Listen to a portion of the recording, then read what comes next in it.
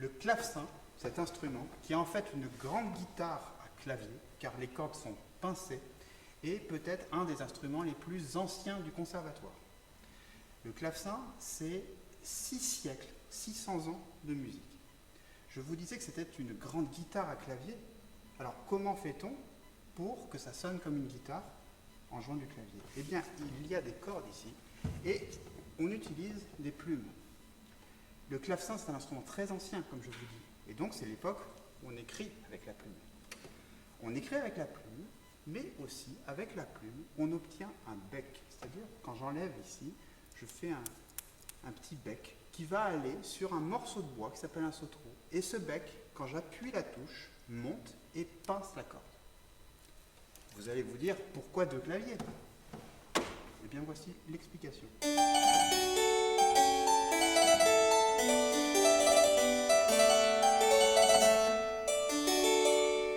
Ça, c'est le grand clavier. Et le petit clavier, qui est un peu plus faible,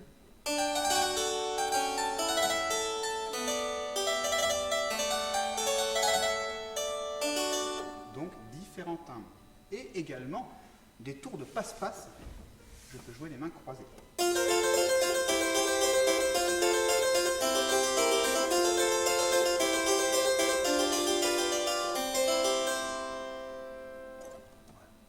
Alors, il faut retenir une chose du clavecin.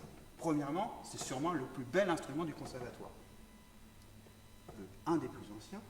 Mais surtout, c'est un instrument qui a un répertoire solo, mais également avec les autres. Quand on fait du clavecin, on n'est pas solitaire, on va jouer avec ses amis, on va faire de la musique de chambre et on va faire de l'orchestre. Dans l'orchestre, il y a souvent deux clavecins.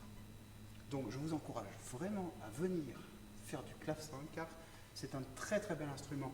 Là, notre clavecin, il est tout rouge, c'est une belle couleur, mais un clavecin, très souvent, dans un musée ou dans un château, c'est une œuvre d'art.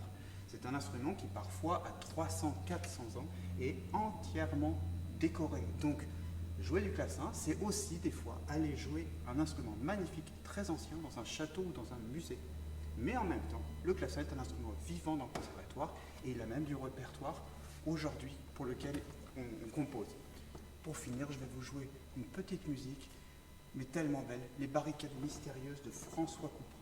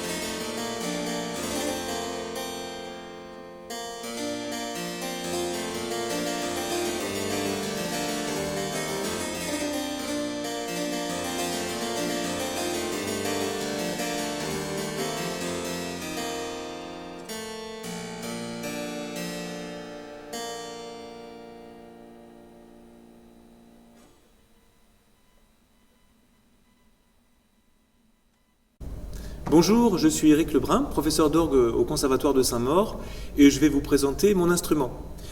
Alors, ça ne se voit pas au premier coup d'œil, mais l'orgue est un instrument à vent. En effet, il y a une turbine électrique. Alors autrefois, il fallait manipuler une soufflerie avec ses mains ou avec ses pieds, mais cette soufflerie va permettre d'alimenter un certain nombre de tuyaux. On peut en trouver jusqu'à 3000, 4000 sur un instrument comme celui-ci, de différentes tailles et de différentes formes. Voilà, par exemple, ce qu'on appelle les tuyaux à bouche, qui sont faits comme des flûtes à bec, et puis ce qu'on appelle les tuyaux à hanche. Alors, ils sont d'une forme un petit peu plus complexe, et vous avez ici une petite hanche, comme sur une clarinette ou sur un saxophone, qui va vibrer, et cette partie-là, le pavillon, va servir de résonateur. Voilà, ça c'est un jeu de trompette. Et ici, vous avez un jeu de montre. On l'appelle la montre parce que c'est ce qu'on voit. Ce sont les tuyaux qui sont au premier plan dans les grands instruments. L'orgue a été inventé par un grec qui s'appelait Ctésibios.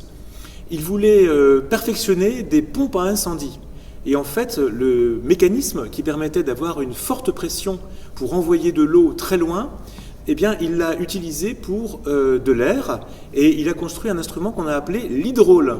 Ça vient de l'eau, en fait, parce que la pression était maintenue par de l'eau. Et la première organiste a été une femme, son épouse. Donc ça remonte à l'Antiquité. Et puis ensuite, on va trouver des orgues toutes les époques, et notamment en Arabie, où il y a eu des instruments absolument magnifiques, dont un qui a été offert à Pépin le Bref, au Moyen-Âge, chez nous. Et c'est à partir de ce modèle offert à Pépin le Bref qu'on a développé ensuite en Occident cet instrument magnifique qu'on a trouvé dans les grandes églises, les cathédrales, parce qu'il était extrêmement puissant. Et puis ensuite, on l'a trouvé au XIXe siècle dans des salles de concert, et notamment à Paris, la salle du Trocadéro. Alors, l'orgue contient différents registres, c'est-à-dire des tuyaux de différentes formes. Voilà par exemple la montre. Si je mélange des tuyaux de différentes hauteurs, différentes tailles, ensemble, je vais obtenir ce qu'on appelle un fond d'orgue. Je peux renforcer ce fond d'orgue en jouant des jeux graves au pédalier. Je joue avec mes pieds, vous voyez, comme ça. Et enfin, je peux ajouter des harmoniques aiguës, c'est ce qu'on appelle des mixtures, pour obtenir ce qu'on appelle le grand plein jeu.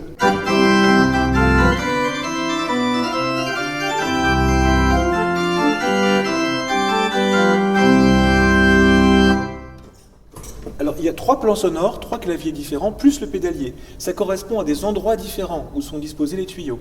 Par exemple, tout là-haut, je vais avoir certains tuyaux, c'est ce qu'on appelle le positif. Et je joue avec le clavier du bas. Sur ce clavier, il y a un jeu très ancien qu'on appelle le cromorne.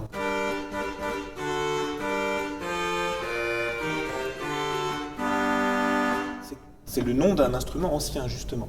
Et puis, il y a aussi des tuyaux qui sont juste devant, dans une boîte qu'on peut ouvrir et fermer au moyen d'une pédale.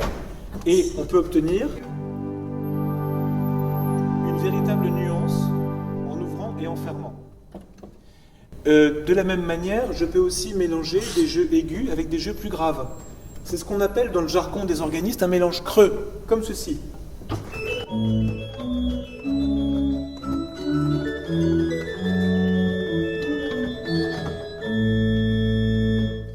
Et vous voyez, je joue sur des claviers différents en même temps, ce qui permet de faire dialoguer des timbres différents. Mais je peux aussi mettre tous les claviers ensemble. Ainsi, je peux préparer ici ce qu'on appelle une registration, un mélange, un autre, et tout réunir ici. Ça augmente bien sûr les capacités. Alors vous voyez, les claviers, c'est un petit peu comme sur un piano ou un clavecin. Donc la technique de départ est la même que pour le piano. On peut très bien passer du piano à l'orgue. Beaucoup de mes élèves l'ont fait. On peut aussi s'initier directement au clavier avec l'un de ces instruments, donc pourquoi pas l'orgue. Et bien sûr, lorsqu'on est trop petit, bien, on étudie le pédalier un petit peu plus tard, parce qu'il y a bien sûr une question de morphologie, il faut pouvoir atteindre le pédalier facilement. C'est un instrument qui est très intéressant, parce qu'il permet de brasser un large répertoire. En effet, la musique d'orgue commence au Moyen-Âge, et on écrit encore beaucoup de musique aujourd'hui. C'est pas seulement de la musique pour l'église ou pour la synagogue, parce qu'on a eu beaucoup de compositions pour différentes confessions religieuses, mais c'est aussi un répertoire profane très important, des sonates, ou ce qu'on appelle aussi des symphonies pour orgue, parce que l'orgue est un instrument qui fait penser à l'orchestre par la variété de ses timbres, et donc au XIXe siècle, on a écrit ce qu'on appelle des symphonies pour orgue. Voilà, j'espère que cet instrument vous intéressera. Vous êtes les bienvenus. J'ai beaucoup d'élèves depuis des années maintenant qui se sont initiés tout petits et qui ont continué. Et ma classe d'orgue est extrêmement vivante. Il y a beaucoup de monde et on organise beaucoup d'auditions et de concerts, notamment avec d'autres instruments. Merci.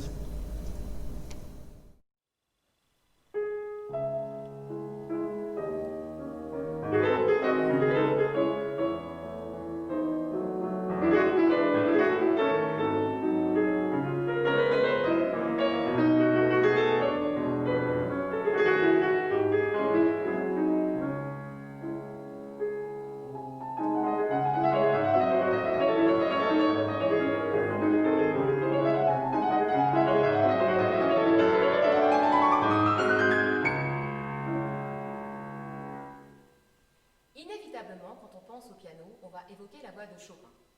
Pourtant, de nombreux autres compositeurs se sont intéressés à cet instrument, à commencer par Mozart.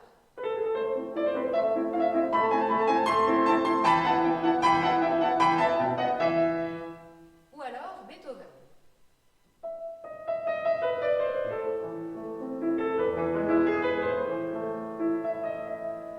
Ou alors des choses beaucoup plus récentes.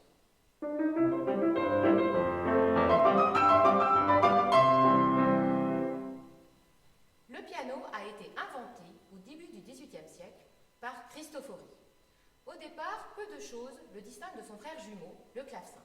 Mais ce nouvel instrument va susciter un engouement inégalé chez les compositeurs, notamment du XIXe siècle. Ainsi, la facture instrumentale du piano, va évoluer au cours de ce siècle pour aboutir au début du XXe siècle aux dimensions que l'on connaît aujourd'hui. Le piano est en effet beaucoup plus grand que le clavecin. Par exemple, ici, vous avez un piano de concert qui mesure près de 2,80 m. Le piano est également un instrument qui est beaucoup plus lourd, car toute la mécanique interne est très lourde. Elle est composée d'un cadre en métal, de cordes en acier. Il y a également une très grande distinction au niveau du clavier. Au départ, le clavier du piano était plus étroit, et au fur et à mesure du XIXe siècle, il s'est étendu pour arriver aux dimensions actuelles de 88 touches. Mais la distinction fondamentale entre ces deux instruments, et qui est donc la découverte de Cristofori, est le mécanisme de frappe des cordes. Vous avez ici un marteau de clavier qui est donc, comme vous pouvez le remarquer, très complexe. Pourquoi donc? Cristofori souhaitait pouvoir faire des nuances avec son instrument. Et donc il a inventé tout ce mécanisme afin que la manière de frapper la touche ait une incidence sur le bruit des cordes. Par exemple, là je tape avec force et énergie et le petit tube en métal qui représente la corde a été frappé ainsi assez fortement. Je vais faire le même geste mais d'une autre manière. Le son est totalement différent.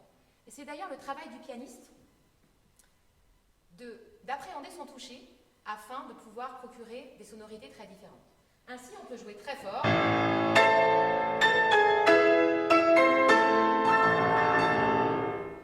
Ou alors, très très doucement.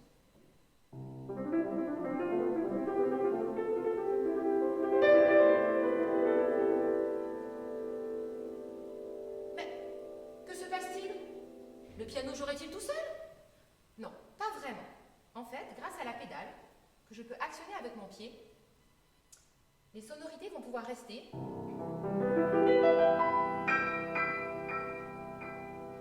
et ainsi faire résonner le piano. Le piano est un instrument que l'on trouve partout aujourd'hui. Vous avez des pianos à queue, des pianos droits, des pianos numériques, même des synthétiseurs. C'est pourquoi je vous invite à venir étudier le piano au conservatoire.